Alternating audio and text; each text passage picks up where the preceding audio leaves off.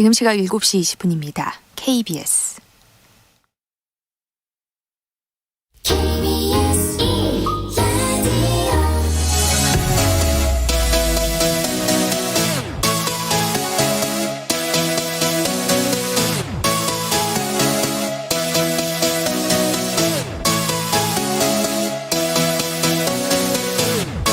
KBS 열린 토론.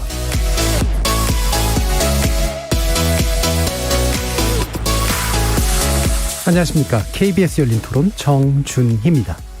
사실 그동안 자영업자들의 피해는 말도 못하게 컸고요. 다른 어떤 어려움이 있다 하더라도 반드시 해야죠. 여행에 대한 그 국민적인 그런 기대들이 많으니까 기본적으로 그렇고. 과감하게 해야죠. 실내 같은 데에서 마스크를 자기 자체적으로, 그러니까 이거는 국가에서 규제를 하는 게 아니라 자기 자신들에 대한 위생 그런 걸 위해서 스스로 이런 데에서는 좀 하고 다니는 게 좋지 않을까 싶어요. 제가 이제 결혼을 앞두고 있어서 계속 걱정을 하긴 했었거든요.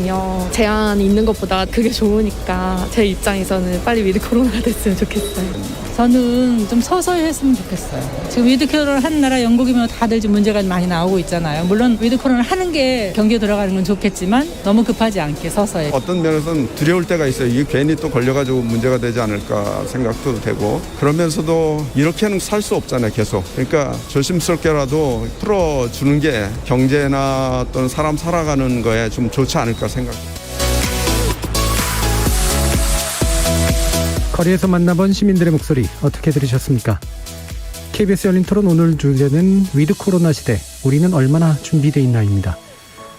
백신 접종 완료 비율 70% 선을 넘기면서 정부는 11월부터 단계적 일상회복 방침 시행을 공식화했습니다. 3단계에 걸친 방역 완화 조치를 취한 다음 내년 1월쯤 기본적 방역 수칙을 적용하는 것 외에는 완전한 일상으로 돌아가 보겠다는 그런 계획인데요. 일상 회복에 한 발 한 발 다가서는 만큼 곳곳에서 희망적인 목소리가 나오고 있는 게 사실입니다. 하지만 방역 완화 속도 조절에 실패했을 경우에는 확진 수가 하루 2만 5천 명 수준까지 오를 수도 있다는 경고도 나오고 있죠. 이른바 위드 코로나라는 것에는 우리가 감당해야 할 위험이 있다는 사실을 방역당국과 국민 모두 다시 한번 염두에 두고 종합적인 대책을 점검해야 하는 이유가 여기에 있습니다. 대부분의 방역 전문가들은 방역 체계의 전환은 방역의 끝이 아닌 새로운 시작임을 강조하는데요. 코로나와 함께 살아가는 세상, 우리는 얼마나 준비가 되어 있는지, 부족한 부분은 무엇인지 오늘 KBS 열린 토론에서 방역, 의료, 경제 등 여러 분야의 전문가와 함께 다각도로 짚어보겠습니다. KBS 열린 토론은 여러분이 주인공입니다. 문자로 참여하실 분은 샵 9730으로 의견 남겨주십시오. 단문은 50원, 장문은 100원의 정보 이용료가 붙습니다. KBS 모바일 콩, 트위터 계정 KBS 오픈, 그리고 유튜브를 통해서도 무료로 참여하실 수 있습니다. 또 이제 콩에서도 보이는 라디오로 만나실 수 있습니다. 시민 논객 여러분의 뜨거운 참여 기다리겠습니다. KBS 열린 토론 지금부터 출발합니다. 살아있습니다. 토론이 살아있습니다. 살아있는 토론, KBS 열린 토론. 토론은 라디오가 진짜입니다. 진짜 토론, KBS 열린 토론.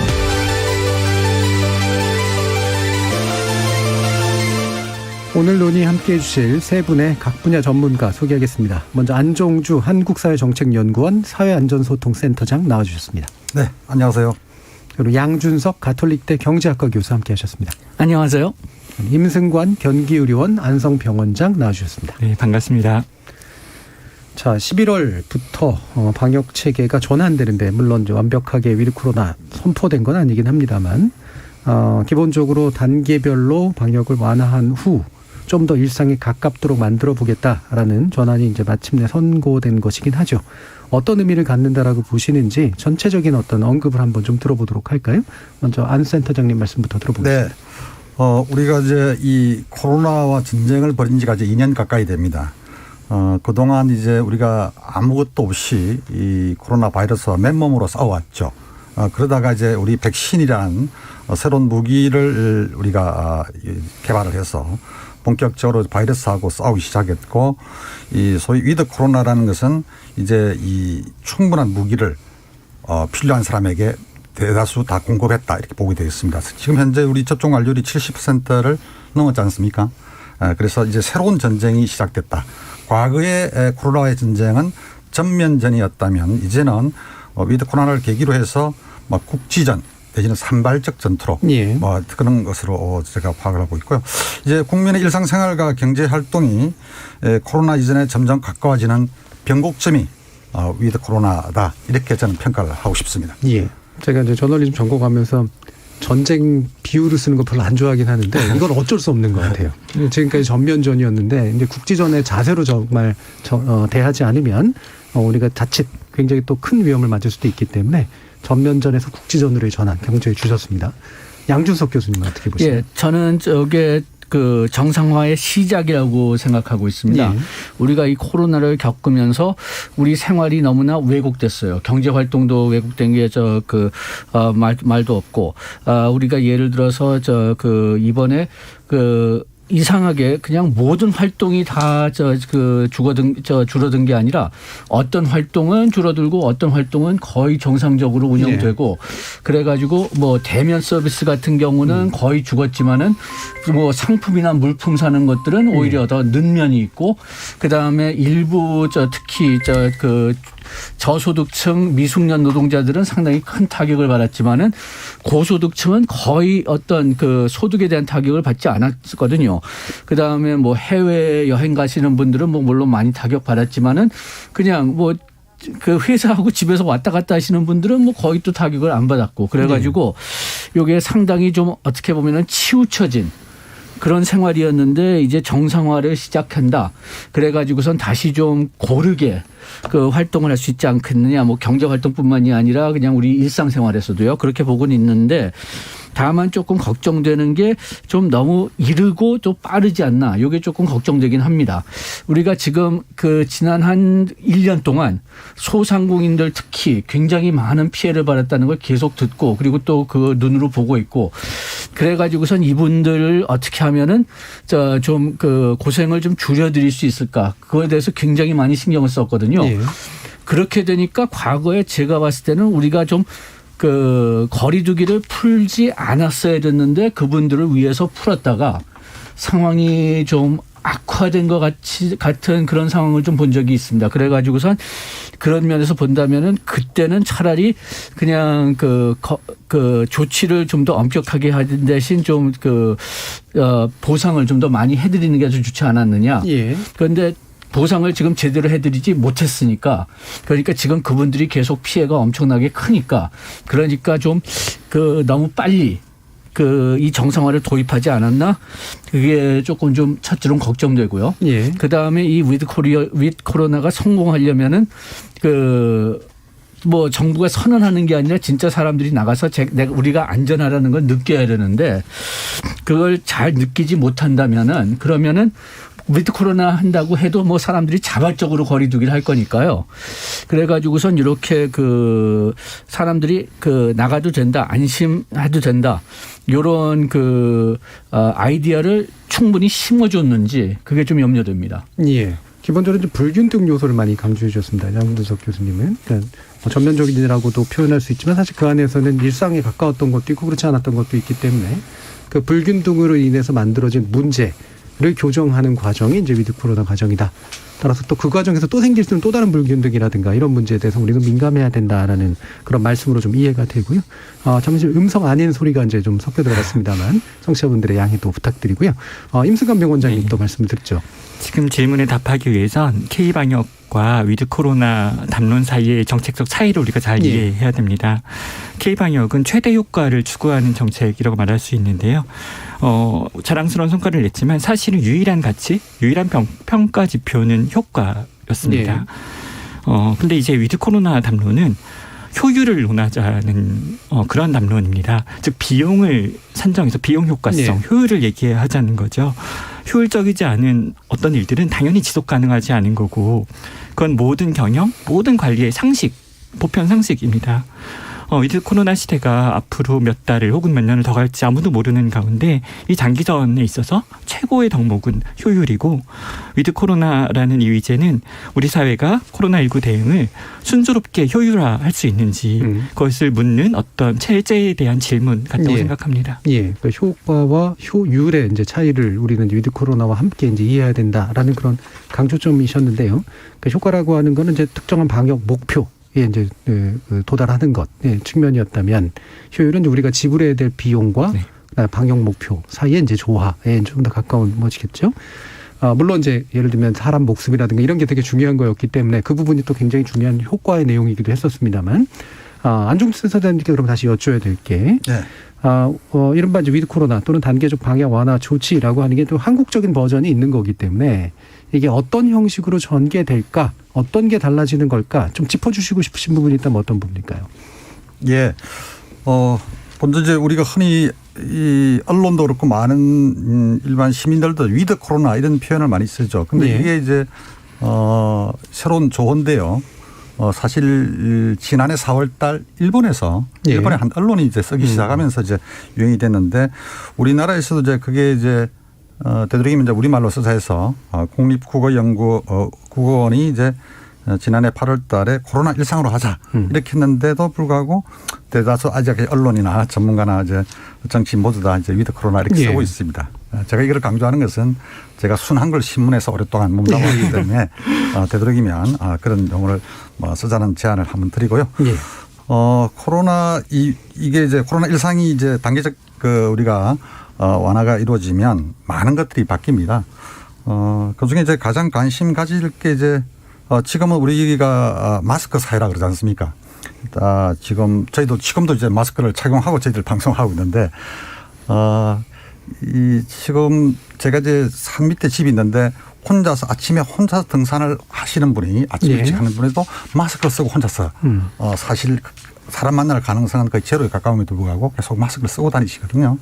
그 정도로 이제 마스크가 우리의 어떤 신체 일부처럼 이렇게 있는데 마스크 착용에 대한 이제 관심이 가장 클 거예요. 언제 이게 마스크 벗느냐 하는데 일단은 이제 11월 1일부터 이제 1단계가 하더라도 그대로 지금 현재 실내는 물론이고 실외의 경우도 혼자 공원에 조용히 있거나 이때는 마스크를 벗어도 되지만은 사람들을 가까이서 만나고 이런 우리가 거리가 2m 이내 이럴 때는 마스크를 착용하도록 하고 있고요.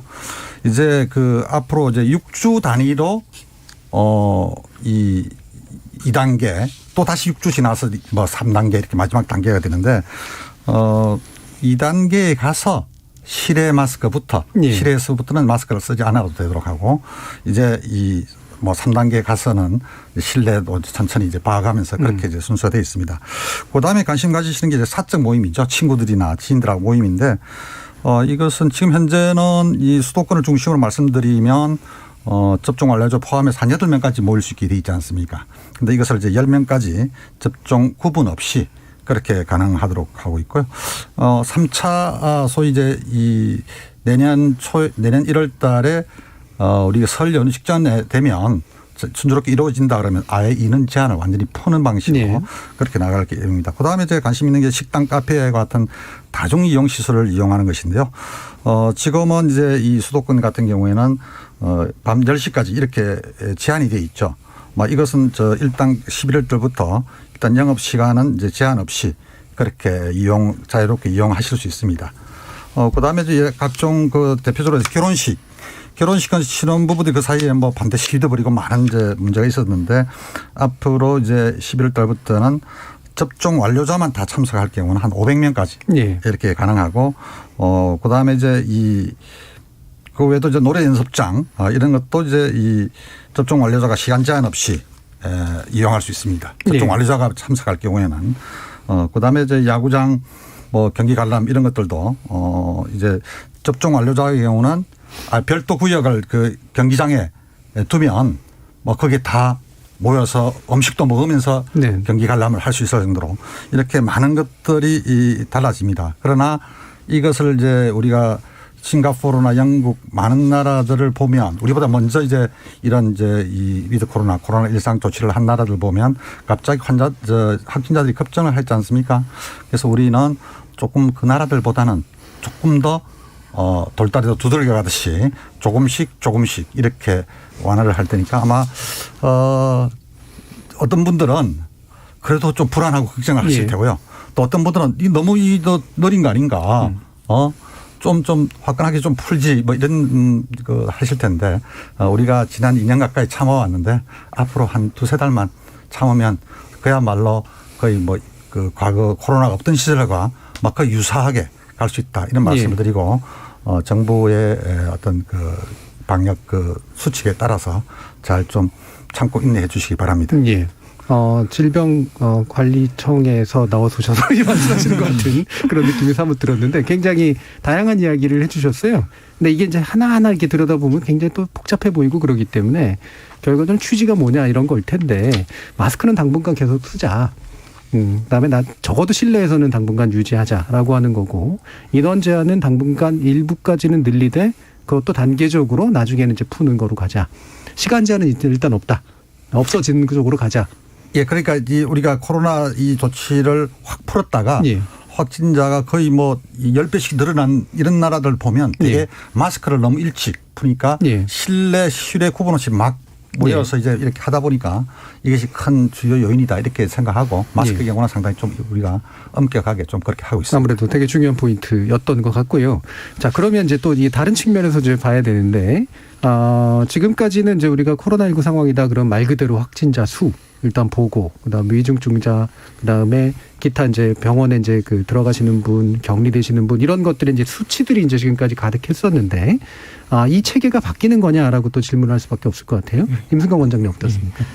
뭐 지난 4차 유행 제일 많았을 때 확진자가 하루 3,000명 조금 넘는 날이 하루 있었고 그랬죠. 많은 전문가들은 이제 위드 코로나 혹은 단기적 일상 회복이 잘 정착하더라도 실제 보고된 확진자의 숫자는 지금보다도 많을 수 있다. 뭐 5,000명, 10,000명일 수도 있다. 이렇게 담담하게 얘기하고 있고 저도 그에 상당히 같은 의견을 갖고 있는데요. 결국 우리는 그렇기 때문에 계속 양적 확대로는 불가능합니다. 효율화가 필수 덕목인 거죠. 검사도 역학조사도 격리와 치료도 다 마찬가지인데요. 제가 주로 하는 일이 이제 경기도라는 지역에서 필드워크를 위로 체계 중심으로 하고 있는데 작년에는 양적 확대에 전력을 했다면 올해는 효율화를 전력하고 있고요. 그리고 이제 내년에는 이제 보건 정상화 이런 이슈를 가지고 계속 활동을 할 계획입니다. 올해 의료체계의 운영 효율화는 사실 원리는 아주 단순합니다. 치료라는 행위와 격리라는 행위를 사실 분리하자는 거죠. 지금까지는 이게 한 몸이거든요. 모든 사람을 다 전수 격리하죠. 시설에서. 병원 입원은 근데 아픈 사람만 하면 되지 않는 게 하는 것이 상식이잖아요. 그것도 많이 아플 때만 입원하죠. 뭐 어느 정도 아플 때는 외래 진료를 보고요. 근데 지금까지는 뭐 예를 들어서 콧물 감기 정도의 가벼운 증상이라도 무조건 입원을 하는 것 체계이고 또 증상이 전혀 없더라고 할지라도 말이죠. 일주일을 열흘을 격리를 당합니다. 또 그게 다 사회적 비용이고요. 그래서 이런 부분들을 이제 정상적인 방식으로 되돌리자, 효율화하자, 정성하자라는 거고요. 그런 과정에서 전수시설 격리가 바이러스의 지역사회 전파를 차단하거나 혹은 환자의 건강 안전에 더 유리하다는 근거는 사실 빈약합니다. 그리고 전수시설 격리는 엄청나게 고비용 구조이기도 하죠. 아무도 그 비용을 잘 묻지 않지만. 그리고 또 감염된 사람의 선택권, 자유권을 상당히 제약하는 인권적인 문제도 있습니다. 따라서 위드 코로나 시대 의료 체계는 효율화를 중심으로 의료라는 서비스와 격리라는 관리를 서로 분리하는 과정이라고 생각합니다. 그 확산, 전파, 추적 이것 위주로 진행됐던 것에서 걸렸든 걸리는 이후라고 하더라도 실제로 아픈 분들 위주의 이제 치료라고 하는 게 핵심이다. 그리고 그것이 과연 정말로 감염 전파에 불리한 일인가 이런 부분은 사실 한 번도 제대로 분석된 적이 없거든요. 네, 알겠습니다. 그리고 이제 뭐 경제 문제도 이제 한번 짚어보긴 해야 되는데요. 지금 일단 경제 문제 얘기하기 전에 가장 좀 고통스러웠던 분들의 이야기를 먼저 한번 좀 들어보고 양 교수님께 이제 경제에 관련된 전망 한번 들어볼 텐데요. 모임 제한, 영업 시간 제한 등이 이제 완화되거나 이제 풀리게 되는데 소상공인 여러분들 어떻게 생각하고 계신지 한국 중소상인 자영업자 총연합회 이성원 사무총장 전화로 연결돼 있습니다. 한번 불러보겠습니다. 안녕하세요. 예, 안녕하세요. 자, 그동안 참 많이 고통스러우셨고 또 앞으로도 사실은 뭐 금방 또 바로 좋아지기는 좀 어려울 수도 있을 것 같습니다만 그래도 이제 나름대로 좀 나아지는 상황이 오긴 하는 것 같은데 뭐 보시는 시각들은 다양할 것 같아요. 기본적으로 어떻게 보고 계십니까? 예, 일단 너무 오랫동안 우리 자영업자들이 고통을 좀 받아왔고 예. 또 위드 코로나를 기다렸기 때문에 기대감이 큰데요. 근데 일단 자영업 전체가 환영하는 분위기는 아니고 업종별로 온도차가 좀 있는 것 같습니다. 그런 것 같아요. 예, 일단 모든 좀 규제가 대폭 완화된다고 알려진 식당, 카페 등은 대체적으로 환영하고 있지만 또 일부 다중 이용 시설은 백신 패스가 오히려 아직 접종률이 지금 70%에 조금 못 미치는 20, 30대의 소비를 오히려 막아서 손실이 발생할 수도 있다. 예. 이렇게 좀 안타까워하고 있는 분위기입니다. 예. 이게 이제 전반적일 수밖에 없는 게 지금 이제 영업장의 종류에 따라서 오히려 더 안 좋아진다라고 느끼시는 분들도 있는 것 같아요. 이게 대표적으로 헬스장 같은 데인 것 같은데 이 부분이 구체적으로 어떤 불만인지 좀 말씀 주시겠어요? 예, 일단은 이게 사실은 코로나의 방역 조치에서 자영업자들이 그동안 금전적인 손실도 있지만 예. 또 하나는 그 형평성의 부재에서 오는 심리적 박탈감도 굉장히 크거든요. 그러니까 오히려 이제 마스크를 벗고 대부분 이제 취식을 하는 식당, 카페가 이렇게 대폭 완화되는데 예. 오히려 마스크를 끼고도 이용할 수 있는 일부 실내 스포츠 시설이나 뭐 코인 노래방 이런 것들은 오히려 규제가 더 지속되다 보니까 아무래도 거기서 오는 좀 박탈감 이런 것이 좀 굉장히 강한 것 같습니다. 사실. 예. 아마도 뭐 이게 겉으로 드러난 얘기는 아니긴 합니다만 이제 먹고 사는 건 어쩔 수 없는데 운동하고 뭐 예를 들어 노래 부르고 이런 거는 필수적인 행동은 아니지 않느냐라는 인식도 뒤에서 작용하고 있는 것 같은데 당사자들 입장은 굉장히 좀 다르겠죠 아무래도. 예, 맞습니다. 예. 자, 그럼 손실보상 문제 되게 중요한데요. 지금까지 이제 뭐 시작된 게 얼마 안 되긴 합니다만 어느 정도는 그래도 도움이 되고 있다 이렇게 판단을 하십니까? 일단은 그 신청이 시작된 다음에 사실 현장에서는 굉장히 좀 혼란스러운 상황이 있는데요. 예. 일단 저희가 직접 회원사들이나 여러 그 협단체들과 지금 내용을 공유하고 있는데 이게 전산착오 때문인지 같은 업종 내에서도 이게 손실보상 대상이다 아니다라는 좀 다른 답변이 오기도 하고요. 예. 또 시뮬레이션에서 기대했던 것보다는 실제 나오는 금액이 이제 훨씬 적다라는 그 사례도 지금 많이 나오고 있고요.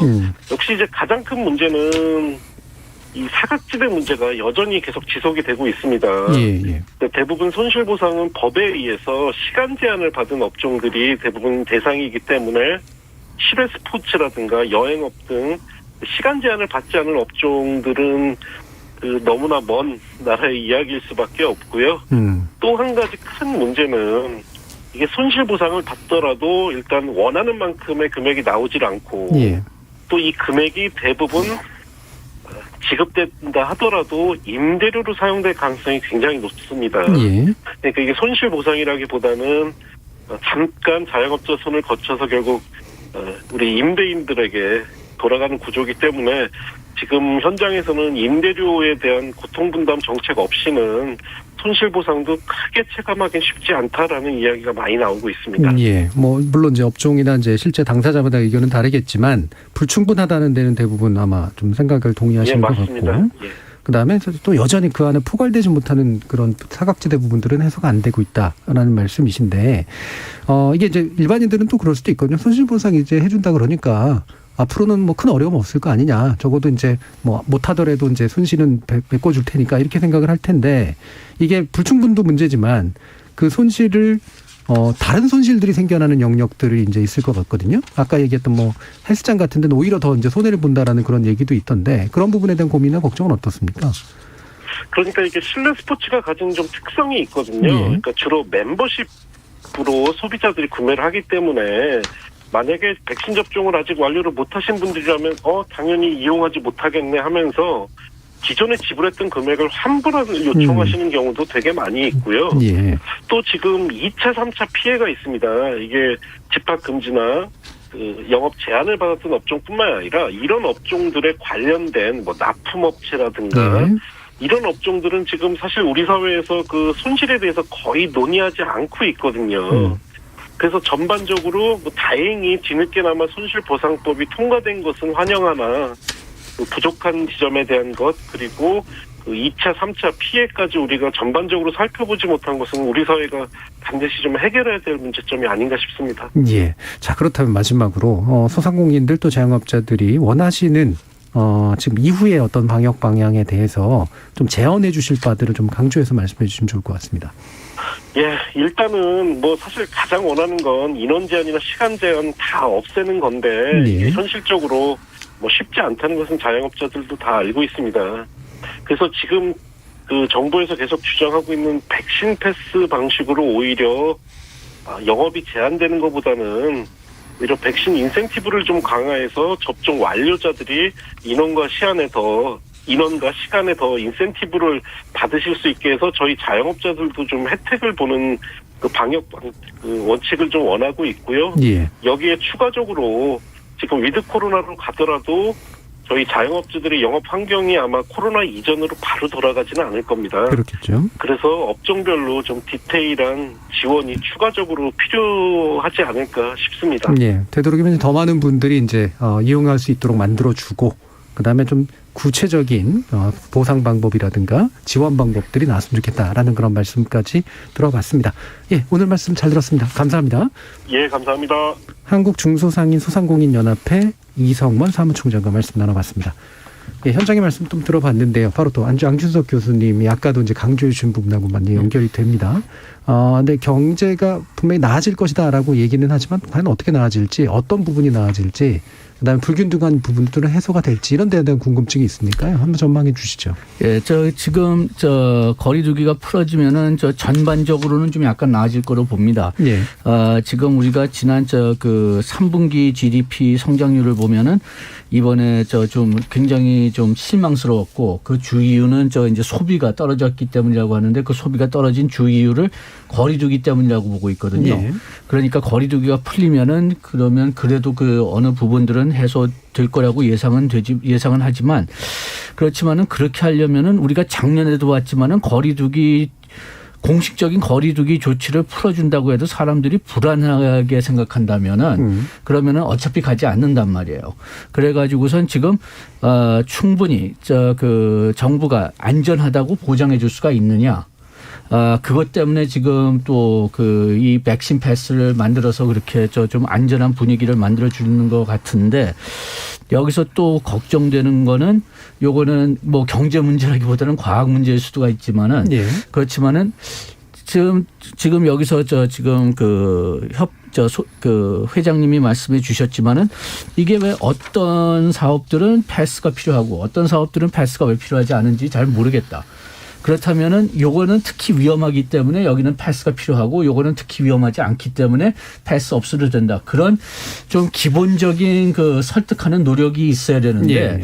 지금 아직까지 그게 뭐 잘 못 봤습니다. 그게 뭐 어떤 과학 논문지 같은 데는 있을지 몰라도 요게 공개되지는 않은 것 같아요. 그렇게 해야지만 소비자들한테는 지금 가도 안전하다는 생각을 심어주고 그다음에 또 피해자들한테는 그래도 내가 왜 지금까지 피해를 더 받아야 되느냐 이걸 좀 설득시켜 줄 수가 있는데 좀 너무 임의적으로 그냥 우리가 잘 생각했으니까 우리 그냥 따라와라.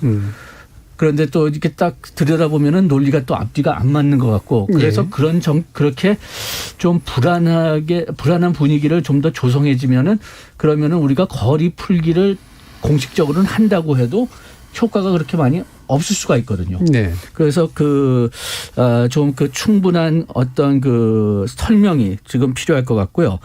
그 다음에 지금 일단 위드 코로나를 한 다른 나라들을 본다면은 수요가 최소한도 일시적으로는 엄청나게 올라갑니다. 예.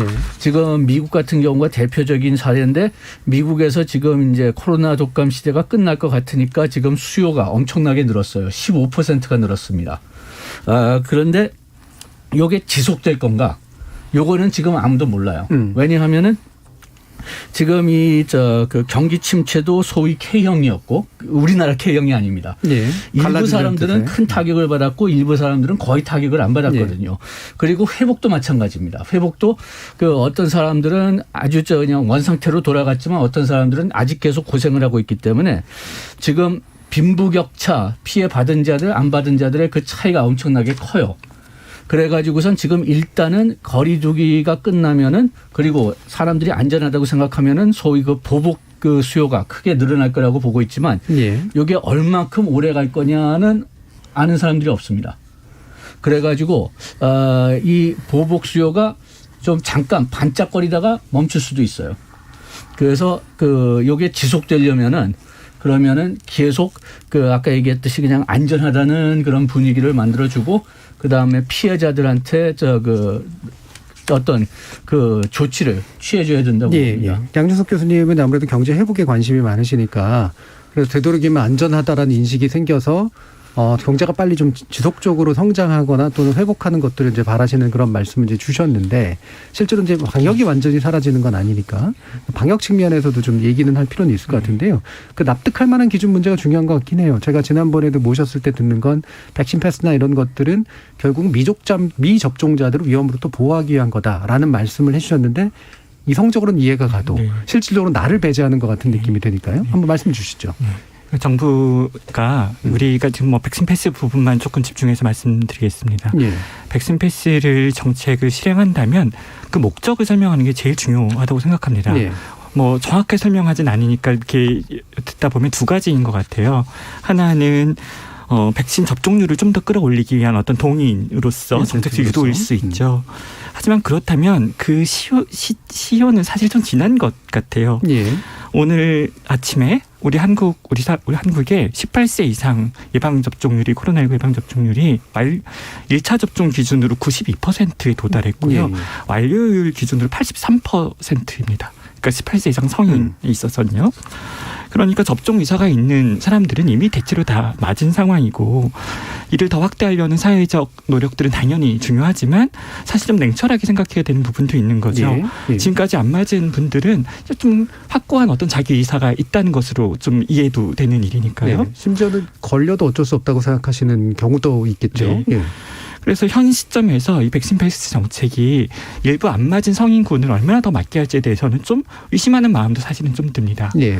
두 번째가 이 접종률 상승하고 좀 관련 없다. 사회 전체를 더 안전하게 유지하기 위한 그런 보호 정책이다. 네. 아주 좋은 얘기고 아주 이상적인 얘기인데요. 그렇다면 그 설명에 있어서는 한 가지가 빠져서는 안 된다고 생각합니다. 언제까지 하겠냐는 거죠. 예. 종료 시점에 대한 목표가 제시돼야 되는 거죠. 타겟이요.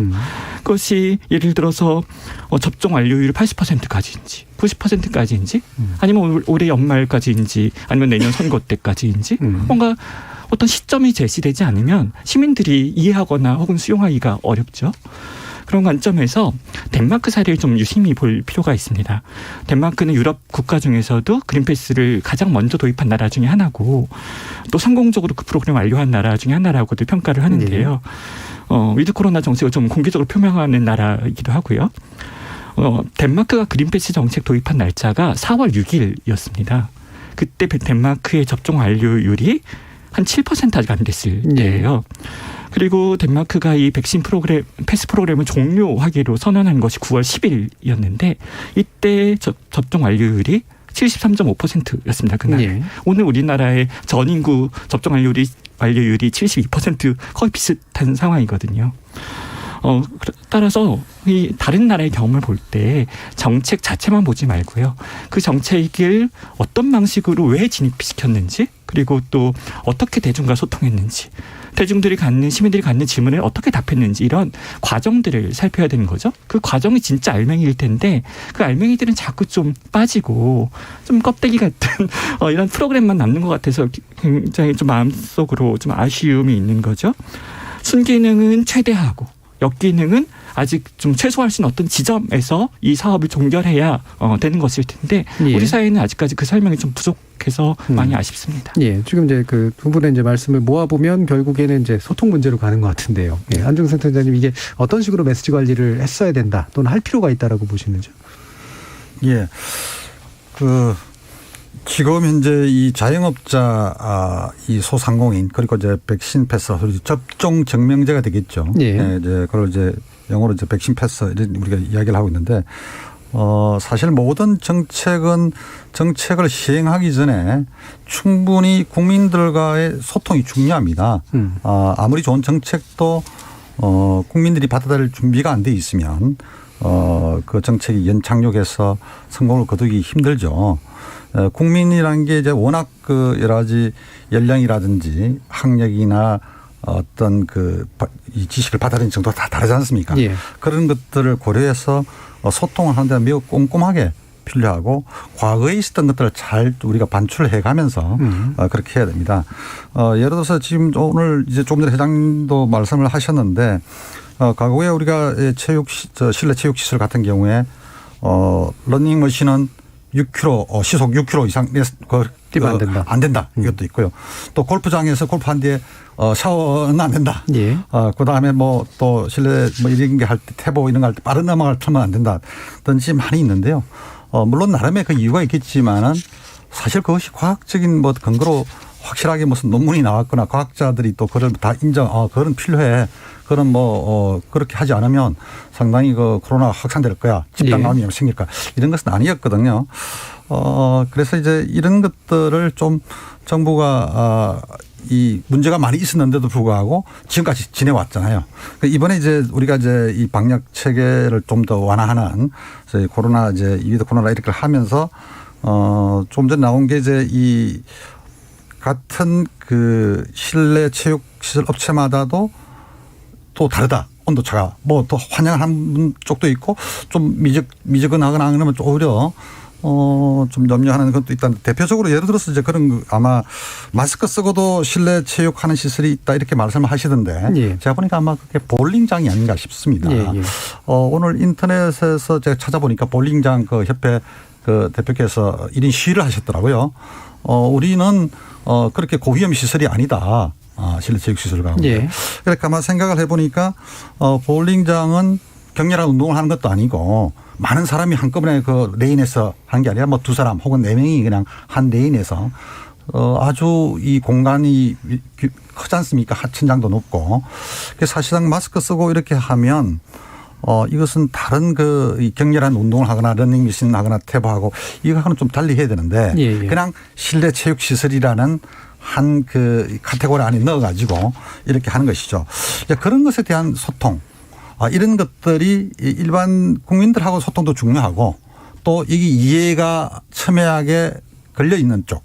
특히 자영업자 소상공인은 우리 지난달 어땠습니까? 많은 사람들이 심지어 자살 극단적 선택을 하고 그랬지 않습니까? 예. 그래서 저는 칼럼섬에서 이거는 사회적 타살이다 이렇게 이야기를 했는데 이게 이제 이 어려움들 이런 것들이 많이 표출이 되었지만은 이 정부하고 소통이 혹은 정치권하고 완전하게 이루어지지 않았던 거죠. 예. 그러니까 이 사람들을 우리가 이 보상금을 제때 지원하고 그것도 충분히 우리가 지원하는 것들은 미국이나 유럽 선진국이 지원하는 소상공인 자영업자 이런 것의 절반밖에 안 되거든요. 예. 그것도 기간도 우리가 거의 2년 가까이 되는데도 불구하고 우리는 손실보상법 제정 이후에 이런 한 7개월만 해당되기 때문에 그래서 이제 이 소통이라는 것은 우리가 어떤 이해관계자나 많은 국민들이 호소하는 목소리 이런 것들을 자기 체화시켜서 우리 이 당국자들이 그것을 제때 실천하는 것입니다. 예. 그래서 앞으로 이제 이 소통은 계속 귀담아 듣고 또 그것을 제때 실천하는 시기도 중요하다. 예. 이런 말씀을 드립니다.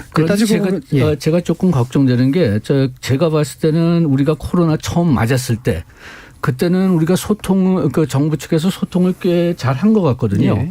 그렇게 해서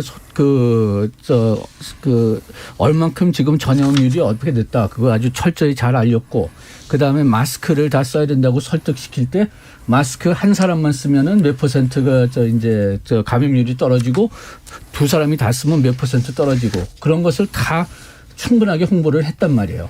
그런데 시간이 갈수록 이게 문제가 더 복잡해서 그럴 수는 있지만은 그런 소통하는 자세가 굉장히 약해진 것 같습니다. 그래가지고 지금 제가 거의 의심하는 거는 이게 진짜 어떤 과학적인 근거로 진행되느냐, 진짜 효율적인 근거로 진행되느냐, 아니면 정치적인 목적으로 진행되느냐, 그걸 의심할 때까지도 있어요. 근데 이 부분은 다소 위험한 얘기가 될 수 있기 때문에요. 네. 정치적 목적이라든가 이런 부분들은 이제 상당 부분은 그 또한 과학적 근거 없이 할 수 있는 얘기가 되니까 이건 것 같아요. 그러니까 소통이라고 하는 게 방식의 문제도 있지만 목적의 문제도 있는데 애초에 메시지 자체가 불명확할 수밖에 없으니까 소통도 불명확해지는 측면들이 있잖아요. 그런데 처음에는 방어 목적이 굉장히 명확해서 그러니까 아직은 처음 겪어보는 질병이니까 이거는 과학적 근거를 가지고 한다기보다는 최대한 뭔가 이렇게 막기 위한 목적에서 이제 한 거고, 지금은 이제 어느 정도 과학적 근거도 쌓여 나가면서 하나씩 잘 모르겠는 걸 풀어나가는 그런 과정이잖아요. 그게 이제 어느 정도의 방식인지는 좀 임병 원장님께서 말씀해 주시는 게 좋을 것 같아요. 그러니까 사실 이 재난 시대에 정부가 대중과 시민사회 위험 소통한다는 건 정말 많은 질문들이 숨어 있죠. 예. 정확성도 있고 신속성도 있고요. 그런 관점에서 저는 좀 가치라는 측면에서 얘기를 조금 드리고 싶고 또 예. 백시네이션 관점에서 드리고 싶어요. 불확정성의 원리가 워낙 많으니까 어려운 우리 정부, 우리 정부뿐만 아니라 전 세계 정부의 어떤 입장을 또 시민들은 잘 이해해야만 할 것 같고요. 예. 워낙 불확실한 거니까. 근데 이제 백신을 우리가 왜 맞나요? 자기를 위해서 맞는 겁니까? 아니면 공동체를 위해서 맞는 겁니까? 사실은 둘 다 있죠. 네. 물론 나이가 많고 기저질환이 있을수록 자기 건강을 지키려는 의도가 더 많은 거고요. 젊고 건강할수록 공동체의 안녕 혹은 우리 일상의 복원을 위한 어떤 협력의 가치가 더 높은 거죠. 이런 두 가지 부분이 다 있다. 개인을 위한 것이기도 하고 공동체를 위한 것이기도 한다라는 이 두 가지 가치를 저는 우리 사회가 좀 더 정확하게 설명하고 예. 자신 있게 소통했어야 된다고 생각하는데 지난 1년여간 그 부분에 있어서 되게 소극적인 부분이 있었어요. 즉 개인의 건강을 지키기 위한 것으로 계속 설명하려는 그런 의도들이 있었고 또 일부분은 의도적으로 그랬다고 생각해요. 공동체성을 좀 강조하지 않았죠. 정부나 전문가나 관료들이. 네, 그런 맥락은 충분히 이해가 가요. 신자유주의 한복판을 살고 있는 한국에서 2021년 한국에서 어쩔 수 없는 그런 맥락과 배경은 이해가 되는데 그래도 조금 더 자신 있고 조금 더 주도적으로 소통했어야 됐다고 생각해요. 요즘 어떤지 잘 모르겠지만 제가 학창 시절에 담임 선생님들께서 반 학생들을 학습 독려하는 방법은 크게 두 가지였어요. 어떤 선생님들은요. 우수한 성적을 낸 학생 혹은 그 전 시험 대비 성적을 많이 올린 학생한테 상을 주셨어요. 학용품 같은 거 주로 주셨죠. 근데 어떤 선생님들은 우리 반 평균이 올라가면 예. 아이스크림을 쫙 쏘는 선생님들이 계셨죠. 이게 저는 좀 거기서 우리가 좀 들여다봐야 되는 부분이 있다고 생각해요. 계속 이 팬데믹 대응을 자꾸 개인화하거든요. 공동체화로 담론을 끌어가는 것에 대한 좀 자신이 없는 거죠. 근데 저는 좀 개혁 정부를 표방하는 민주당 정부가 좀 더 자신 있게 이것은 공동체를 위한 것이고 다 같이 힘을 합치자 이런 메시지를 위험 소통 안에서 많이 써야 됐다고 좀 생각합니다. 예. 근데 사실 그 부분은 좀 약간 생각이 다를 수도 있는 게 이를테면 저도 그렇고 제 주변에 있는 사람들도 그렇고 나는 사실 건강해서 안 맞아도 될 것 같지만 내가 빨리 맞아줘야 그 접종률도 올라갈 것 같고 그다음에 내 주변 사람들도 안전할 것 같아 라고 얘기하시는 분도 굉장히 많았고 그게 자발적인 것뿐만이 아니라 사실은 사회적으로 그렇게 메시지가 만들어져 왔던 것도 꽤 있었던 것 같거든요. 근데 이게 길게 할 얘기는 아니니까 강조점이 조금 달랐다 정도의 이제 문제인 것 같긴 하고요. 무슨 말씀 해주시나요? 아까 소통 부분을 추가로 좀 말씀을 드리면 싱가포르가 우리하고 물론 인구 규모는 저희들의 우리나라의 한 10분의 9분의 1 정도 수준 한 570만 명 이렇게 되니까요. 근데 최근에 거기가 우리보다 훨씬 먼저 이 백신 접종률이 달성이 됐죠. 예. 그래서 이 코로나 방역을 완화를 했는데 대표적으로 급증을 한 나라죠. 4천 명 가까이. 우리로 치면 거의 한 하루에 4만 명 확진자가 생겼다 이렇게 볼 수 있는 것인데 물론 싱가포르가 단계별로 쭉 그 전에 해왔습니다. 이런 사회적 이 거리두기 완화를. 그런데 그 당시에 완화하면서 이 모임 가능한 인원도 2명에서 5명으로 늘리고 또 직원들의 한 50%는 아예 사무실 나와서 출근하는 저는 재택근무하다가 50%는 다시 돌리고 이렇게 했는데 그 당시에 메시지가 정확하지 않은 좀 불명확한 메시지는 아주 정확하게 해야 되거든요. 그래서 그 사람이 각인을 하고 행동을 옮기게끔 이렇게 해야 되는데 초반에 확진자가 갑자기 늘어나니까 메시지 전달이 제대로 안 되어서 처음부터 병원으로 몰리던 거예요. 그 사람들이. 지금 우리가 이 코로나 일상 그 단계를 하기 위해서는 재택치료라는 그게 중요하지 않습니까? 환자가 가면 다 병원에 오면 병원에는 수용할 수 없으니까요. 그런 메시지가 제대로 안 됐던 거죠. 그래서 우리가 수상이 전 국민한테 연설을 해서 집에 계셔도 됩니다. 이 메시지를 다시 해서 그 진정을 좀 시킨 사례가 있습니다. 이런 것뿐만 아니라 이제 이 백신 패스하고도 관련해서 말씀드리면 우리가 모든 정책이 되게 이제 당근과 채찍을 동시에 쓰지 않습니까? 예. 그것이 필요합니다. 그러나 이제 이 백신을 여러 가지 건강상 혹은 또 이런저런 이유로 불가피하게 맞지 못하는 분도 있으니까 그런 부분들 최대한 배려해야 됩니다. 총리도 그런 말씀을 하셨던데 예. 그래서 지금 현재 이 당근과 채찍을 동시에 쓰되 당근 위주의 정책을 쓰시고 그래서 인센티브 정책이죠. 예. 그리고 이제 채찍은 꼭 필요한 경우에 한정해서 하는 게 알겠습니다. 좋겠다. 예. 지금 생각보다 약간 좀 지체돼 가지고요. 청취자 문자 빨리 또 들어보고 오겠습니다. 정의진 문자 캐스터. 네, 지금까지 청취자 여러분이 보내주신 문자들 소개합니다. 0363님. 피해 업주들은 보상을 해주는데 업계 종사자들은 그 수가 몇 배나 많은데 아무런 보상을 안 해주고 있습니다. 이게 맞는 일인지 모르겠습니다. 8029님. 저는 대전의 체육시설 안에서 매점을 운영 중인데요. 시설 자체가 영업 제한에 걸려서 저도 영업을 못했어요. 그런데 소매점이란 이유로 재난지원금도 못 받았습니다. 저 같은 사람은 어찌해야 할지 막막합니다. 김종무님, 사라진 일자리들이 복구될지 의문입니다. 무인화로 대체된 일자리가 다시 돌아올 리는 없고 실업을 흡수할 대체 산업 육성이 필요하다고 봅니다. 9778님, 위드 코로나로 들어선다면 마스크 잘 쓰고 방역 수칙 지켜야 하는 것은 이제 각자의 몫이 될 겁니다. 5508님, 요즘 위드 코로나가 된다니까 실내에서 마스크 벗고 있는 사람들이 눈에 띕니다. 방역 수칙을 철저히 알리고 관리도 철저히 해야 합니다 해주셨고요. 2628님, 마스크 쓰고 사람이 많이 모이는 곳에는 가지 않고 개인 방역은 지키면서 경제도 살리는 코로나 일상 적극 응원합니다 해주셨네요. 네, KBS 열린 토론, 이 시간은 영상으로도 생중계하고 있습니다. 유튜브에 들어가셔서 KBS 1라디오 또는 KBS 열린 토론을 검색하시면 지금 바로 토론하는 모습 보실 수 있습니다. 방송을 듣고 계신 여러분이 시민 농객입니다. 계속해서 청취자 여러분들의 날카로운 시선과 의견 보내주세요. 지금까지 문자캐스터 정희진이었습니다.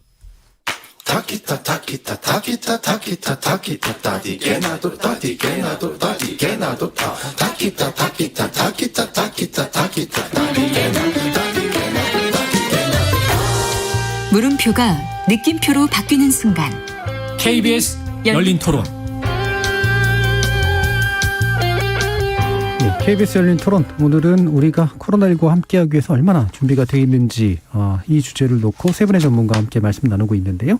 임승관 경기의료원 안성병원장, 양준석 가톨릭대 경제학과 교수, 그리고 안종주 한국사회정책연구원 사회안전소통센터장과 함께하고 있습니다. 사실 일부에서 좀 얘기를 했어야 될 내용인데 이제 시간이 좀 많이 지체돼가지고 간단하게만 좀 짚어보면 좋을 것 같은데요. 아까 이제 임승관 병원장님께서 그 덴마크 사례하고 좀 비교를 해주셨는데 이게 뭐 영국 사례 또는 싱가포르 아까 또 안 센터장님 말씀 주신 이 사례들이 몇 가지가 있습니다만 이게 유형 분류는 어느 정도 좀 가능할 것 같고 우리는 그래도 비교적 약간 후발 뭐 이제 늦었다라고 얘기할 수도 있겠습니다만 후발로 만약에 간다면 어떤 모형이고 어떤 모형으로 가는 게 좋을 것 같다라고 판단하는지 한번 말씀 주시죠. 네, 뭐 위드 코로나라는 것이 사실은 어떤 정확한 학술적 개념이 없죠. 예. 그래서 유형으로밖에 분류할 수가 없는데요. 저는 전문가는 아니지만 제 시야에는 크게 세 가지 유형이 보이는 것 같습니다. 하나는 이제 영국형입니다. 생산력, 구매력을 바탕으로 백신을 조기에 다량 확보하고 빨리 접종하고 네. 그리고 이제 일상으로 바로 개방해 버리는 형태죠. 또 워낙 감염된 감염자가 많아서 아마 20-30% 이상일 거고요. 네. 사회의 위험 수용성도 굉장히 낮아져 있습니다. 높아져 있습니다. 수용성이. 네. 그래서 뭐 프리미어리그 경기를 저렇게 하고 있는 것이겠죠.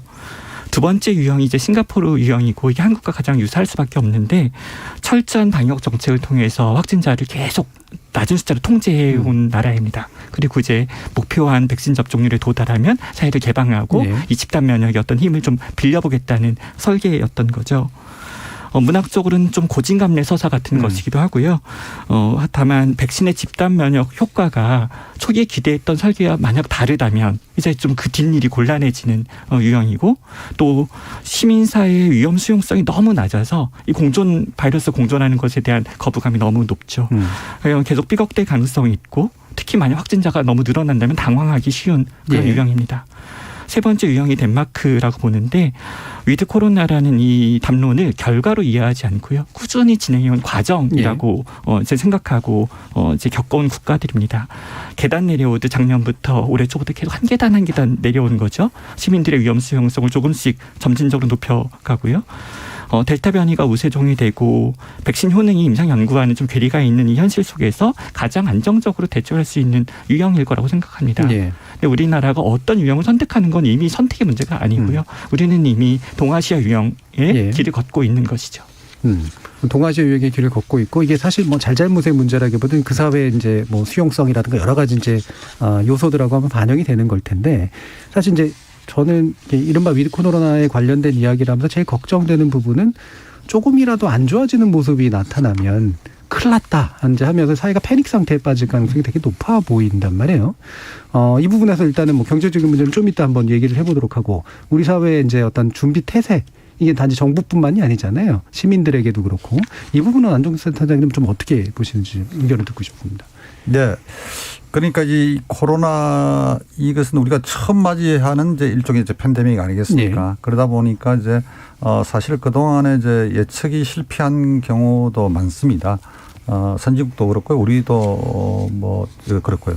그래서 과거에 2009년도에 신종플루가 터졌을 때도 어떤 전문가들은 뭐 우리나라에서 이 사망자 수가 엄청난 걸 했습니다. 그런데 실은 뭐 그거 한 100분의 1밖에 안 됐고요. 그래서 이제 이 감염병 특히 이제 치명적인 세계적인 대유행 감염병 하면 최악의 시나리오 해서 이렇게 이야기들을 많이 하죠. 그런데 대부분은 뭐 그것은 우리가 이 방역을 제대로 또 하지 못하고 뭐 이런 것들을 또 대중들이 잘 안 따르고 이걸 할 것을 전제로 한 것이기 때문에 되게 뭐 그렇게까지는 안 가는 거죠. 물론 이제 과거에 이제 우리가 1918년 스페인 독감이나 기타 이런 그때하고는 많이 다르거든요. 그래서 우리는 지금 잘 막아왔죠.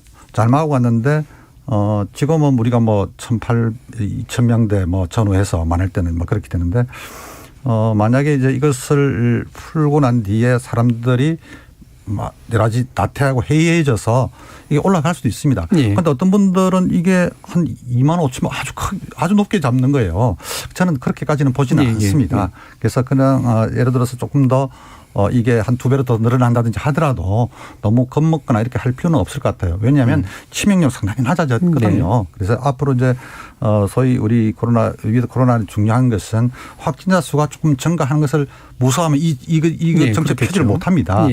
그래서 국민들도 주변에 그걸 가지고 막 불안해하고 그걸 또 언론이 몇 사례들을 잡아가지고 뭐 이게 계속 이렇게 하면 마치 이제 이 백신 접종 후 사망 혹은 또 부작용 이런 그 부작용이 생기지 않을까. 우리가 지금 백신 접종 후 사망이나 부작용 보도가 이 유럽이나 미국보다 보도량이 무지하게 많습니다. 그래서 실제로 신고하는 비율도요. 적게는 한 2배. 많게는 한 10배까지 많습니다. 국민청원까지도 하고요. 그러다 보니까 요즘 젊은 언론이 심층 분석을 해보니까 왜 백신을 안 맞습니까? 이렇게 해보니까 첫 번째 원인이 부작용을 우려한다는 거예요. 그런데도 충분한 보상을 받지 못한다. 그래서 내가 혹시나 내가 걸리면 어떻게 할까? 우리 가족에 대한 부담, 치료비 부담 못 먹겠다 이렇게 한다는 거예요. 자, 그러면 경제적인 문제로 좀 들어가 봐서요. 이게 경제적으로도 이제 여러 가지 시나리오를 짜봐야 되잖아요. 이게 원활히 잘 되면서 또 경제도 원활히 회복하는 방향도 있고 잘은 되는데 경제가 생각보다 안 나가는 방향도 있을 테고 또는 잘 안 돼서 경제도 같이 또 다시 안 좋아지는 방향도 있고 어떤 전망들 하시는지. 첫째는 우리가 지금 최선의 시나리오를 나간다고 해도 그래도 제가 아까 얘기했던 그 반짝 보복 그 수요 때문에 좀 반짝 경제가 좋아졌다가 다시 나빠질 가능성이 크다는 겁니다. 왜냐하면 우리가 이제 소위 정상화된다고 하면은 진짜 우리가 최선의 시나리오를 걸어간다고 해도 2019년 수준으로 돌아가는 건데 우리 2019년 경제가 그렇게 좋지 않았어요. 그리고 코로나 독감을 겪으면서 우리가 그 경제 기본적인 문제는 해결하지 않았습니다. 오히려 기본적인 문제를 많이 잊어버렸죠. 우리가 코로나를 대응하기 때문에. 그렇기 때문에 경제가 반짝 빛났다가 다시 수축한다. 그러면은 너무 놀라지 말아야 될 것 같습니다. 요거는 그러면 어느 게 단기적인 그 코로나 때문에 문제고 어느 건 장기적인 문제나 구조적인 해소해 나가야 되지. 그냥 무조건 그냥 요거는 뭐 우리 코로나 정책 뭐 실패다. 뭐 그렇게 생각해 가지고선 지켜나가면 안 될 것 같고요. 그다음에 그 아까 얘기했지만 그 사람들이 안심되지가 않는다면은 다시 그 소비가 많이 줄어들 거니까. 예. 그러니까 물론 가장 좋은 방법은 그 사람들이 안심할 수 있게 여러 조치를 소통 같은 걸 해가지고 도와주는 거지만은 만약 그 제대로 되지 않는다면 사람들이 불안해 가지고선 소비가 떨어진다면 그럼 어떻게 대응을 해야 되느냐 그 계획도 좀 세웠으면 좋겠습니다. 그렇게 해서 좀 발표를 했으면 좋겠어요. 네. 예, 이게 먼저. 축구 경기 비유하면 작년은 전반전입니다. 프리 백신 없던 시절이죠. 에이스 없던 시절입니다. 그러니까 후반은 올해 백신과 같이 우리가 지내온 올해. 근데 이제 전후반 90분 전력을 했는데 잘 몰랐는데 연장전이 있는 그런 그렇죠. 게임인 거죠. 체력 안배도 잘 못했는데 연장전도 길고요. 네. 저는 이 연장전, 위드 코로나의 연장전에 대해서 낙관적이지만은 않은 입장입니다. 왜냐하면 두 가지가 우리한테 없는데요. 하나는 연장전을 대응할 수 있는 관리 체계가 없습니다. 지금까지 계속 통제적인 전략을 갖고 있었기 때문이죠. 의료 시스템을 예를 들면 지금까지 2년 거의 내내 전수 시설 격리를 하다가 어느 날 갑자기 집에서 좀 안전하게 지냅시다라고 말한다고 쉽게 받아들여지지 않는 거죠. 그 팀이 한 번도 연습하지 않았던 전수를 후반전 끝나고 연장 들어가기 전에 잠깐 지시받고 해야 되는 것 같은 일이라면 잘 될 리가 사실 없죠. 두 번째로는 인식체계가 그에 적합한 인식체계가 우리 사회에 아직 부족합니다. 이건 성공적인 방역의 이면 같은 거고 어쩌면 청구서 같은 거기도 해요. 철저하게 바이러스를 차단하는 과정에서 이 병원치를 굉장히 아주 위험한 것으로 상정해 왔고요. 네. 또 때로는 그것을 보유한 사람들의 죄와 벌의 언어로 대하기도 했습니다. 이런 모든 과정들이 인식체계의 긴장도를 계속 높였어요. 이런 것들은 연장전 풀어가기에 불리하죠. 최근 많은 전문가들이 이렇게 말씀하시는 걸 자주 듣는데 그럼 앞으로는 관리 체계는 엄격하게 계속 유지하면서 인식 체계는 이완해 가자, 낮춰가자. 저는 행동과학이나 사회과학에 대한 이해가 너무 부족하다고 생각합니다. 이건 한 몸이죠, 당연히. 그래서 그런 부분들이 우리한테 얼마나 난도 높은 일인지에 대해서 잘 알아야 되고 방역 대응에 사회학자들이 좀 많이 참여했으면 좋겠다는 생각도 하고 있습니다. 예. 그럼 그 관리 체계라고 하는 거는 이를테면 아까 이제 치료 문제 잠깐 얘기하셨지만 그러니까 인식하고도 당연히 이제 밀접하게 연관될 텐데 일단 많이들 걸릴 수 있다. 그리고 걸리더라도 너무 불안해하거나 위험하다고 생각하지 마라. 증상 위주로 좀 대응하자. 대신 또 핵심적으로 위중증자는 치료를 해야 되니까 그 부분은 또 어떻게 효율적으로 치료할 것이냐. 이렇게 연결될 거 아니에요. 그렇죠. 그 치료 문제도 좀 더 구체적으로 얘기해 주시죠. 의료체계 부분에 있어서는 결국은 백신 접종으로 위험의 총량은 줄었잖아요. 하지만 확진자가 늘어나면 우리가 거리두기를 낮추게 되고 생활을 좀 더 많이 활동을 하게 되고 접촉을 늘리면 확진자 숫자는 늘어날 수 있는 거죠. 이미 외국의 사례들이 좀 얘기하고 있고요. 그렇다면 그에 적합한 체계가 필요하고 그게 바로 이제 효율화이죠. 제가 계속 얘기 드리는 어떤 이론보다는 그냥 경험, 실전 갖고 말씀드리는 게 저는 학자가 아니라 필드워커니까 더 나을 것 같은데요. 경기도에서 지난 3월부터 8개월 동안 재택치료를 해왔습니다. 사실은 정부 정책이 없을 때 했던 거죠. 제도적 지원도 받지 않는 상황에서 지금까지 누적 4,800명을 서비스를 8개월 동안 해왔는데 그중 6.5% 정도만 병원으로 이송하고 93% 이상의 환자들 집에서 안전하게 잘 마무리했습니다. 아주 편리하게 편안하게 자기 건강관리를 받았죠. 이송 전후의 사망사건도 경기도 사업에서는 단 한 명도 없었습니다. 사실 지난 여름에 생활치료센터에서 사망 상태를 발견된 사건도 보도된 것만 2건 있었죠. 그리고 5,000명 가까운 이 재택치료자 중에서 집 밖으로 나가서 그것들이 보고된 일탈 사례는 4건, 0.08% 있었고 지역사회 유행으로 연결된 사례는 단 한 건도 없었습니다. 이런 결과를 두고 볼 때 재택치료 프로그램은 안정적으로 잘 관리하면 매우 효과적이고 효율적이고 비용도 줄일 수 있고 또 개인의 선택권과 인권도 보장할 수 있는 그런 좋은 일이죠. 하지만 조건이 붙습니다. 그 조건은 인프라가 깔려 있어야 된다는 거죠. 그 인프라라고 하는 건? 좀 비유를 조금 드리면 재택치료 프로그램은 차량 같은 겁니다. 예를 들어서 엔진 출력도 좋고요. 트랜스미션도 고사양이고 실내 인테리어도 고급고 가격도 합리적인 좋은 차량입니다. 다만 이 차량이 잘 가려면 도로가 잘 깔려 있어야 되는 거죠. 그 도로가 인프라인 거죠. 즉 서비스를 제공하는 그런 팀들이 얼마나 잘 팀빌딩이 되어 있는지, 얼마나 훈련이 잘 되어 있는지, 또 이 서비스를 이용하는 사람들은 얼마나 그 제도를 잘 이해하고 의미를 잘 알고 있는지, 이런 것들이 이제 인프라예요.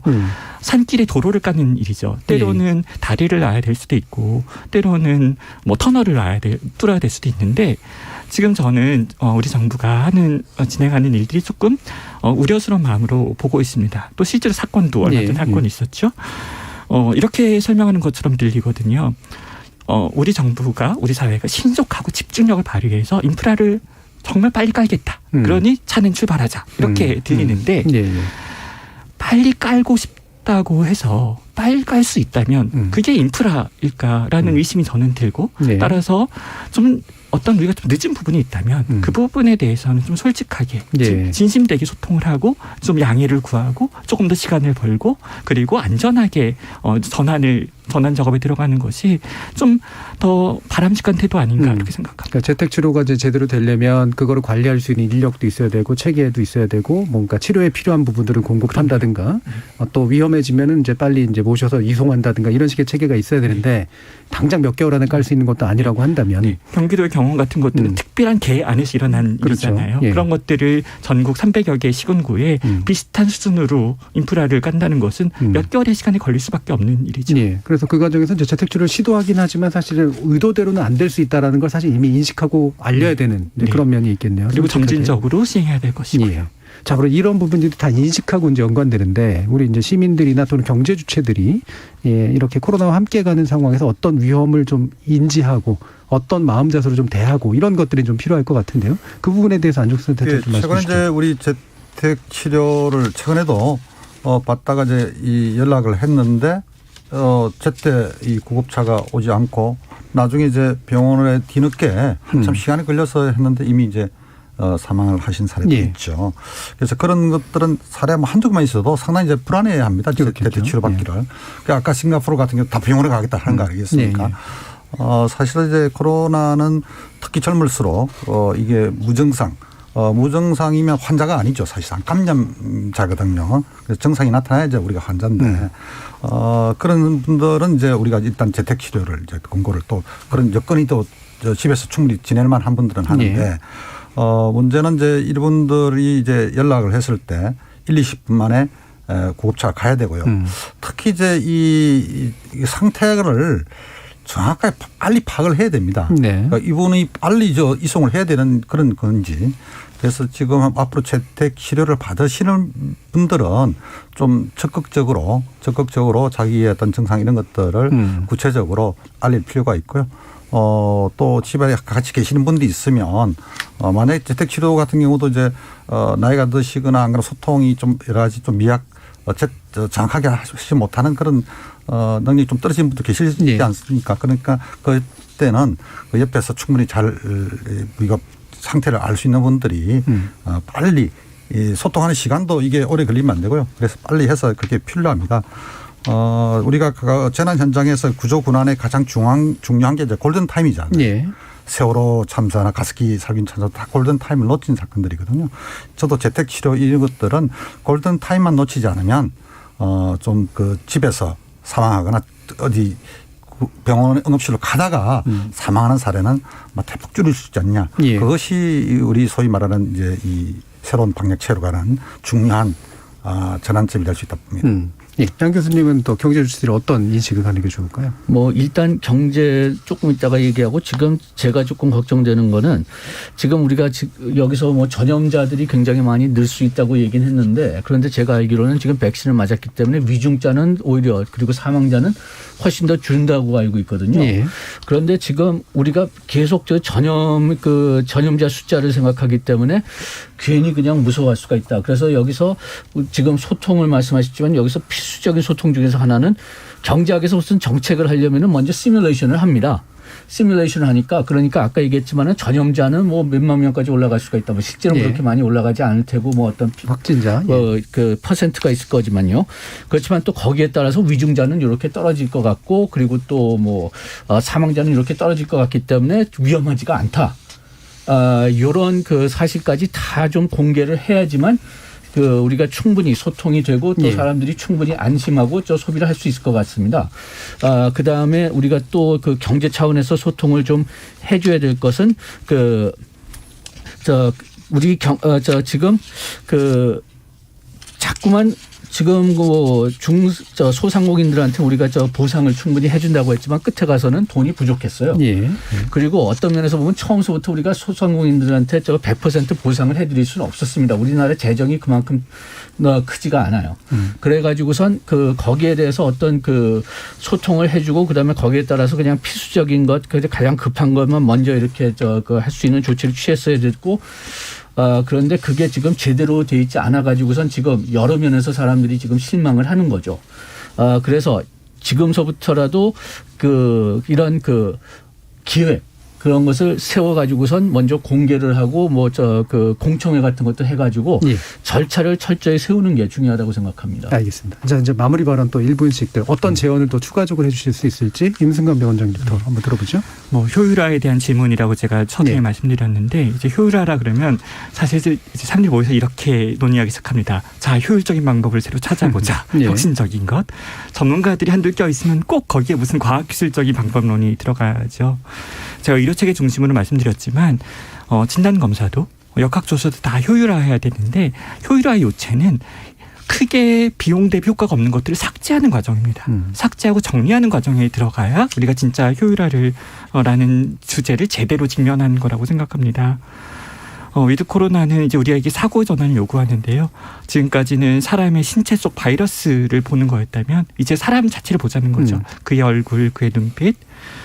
그래서 이제 위드 코로나라는 건 답이 아니라 질문이고 결과가 아니라 과정이고 과학기술이 아니라 사회체제라고 생각합니다. 알겠습니다. 자, 양준석 교수님도 말씀 들어보시죠. 예, 지금 우리가 성공적으로 코로나 경제 차원에서 이겨나느냐 안 이겨나느냐는 아까 얘기했지만은 사람들이 얼만큼 안심하느냐에 따라서 다를 것 같으니까 지금이라도 아까 얘기했듯이 그런 시뮬레이션 결과 같은 거 발표하고 그리고 나쁜 뉴스가 있다면 그걸 공개하세요. 그래서 최소한도 이게 최악의 시나리오는 이렇게 갈 수가 있다. 그런데 최악보다는 조금이라도 낮으면 오히려 거기에 사람들이 또 안심하거든요. 그렇기 때문에 지금 사람들을 안심시키는데 가장 큰 중점을 줘야 된다고 생각합니다. 안심시켜야 되고 그러려면 이제 최악에서부터 이제 최선의 끝까지 다 공개해 주는 거죠. 네. 자, 안정주 센터. 우리가 지금까지 K 방역이 세계적인 모범 국가라 이야기하지 않습니까? 실은 그 안에는 우리 자영업자나 노인 장애인과 같은 사회적 약자 그리고 이제 이 공공병원을 중심으로 한 보건 어르신들의 헌신 이것의 헌신과 희생이 뒷받침됐죠. 그런데 앞으로 이제 위드 코로나화라는 위드가 함께라는 것이니까 앞으로 또 인권을 더 우리가 좀 더 보장하고 사회적 약자나 소상공인 자영업자 그다음에 직종 간 계층 간 형평성 그리고 이 좀 방역 체계나 이런 것들도 전략도 더 과학적이고 그리고 소통은 신뢰를 바탕으로 하는 것이거든요. 그래서 공동체 의식을 우리 젊은 층뿐만 아니라 모두가 다 가져야 되고요.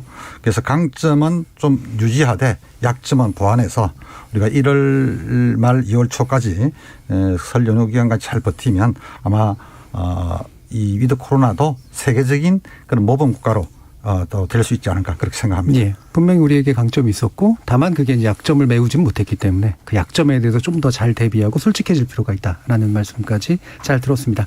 자, 오늘 코로나와 함께 가는 일상 어떻게 가능한지 세 분의 전문가와 함께 이야기 나눠봤는데요. 오늘 토론 함께해 주신 양준석 가톨릭대 경제학과 교수, 안정주 한국사회정책연구원 사회안전소통센터장 그리고 임승관 경기의료원 안성병원장 세 분 모두 수고하셨습니다. 감사합니다. 고맙습니다.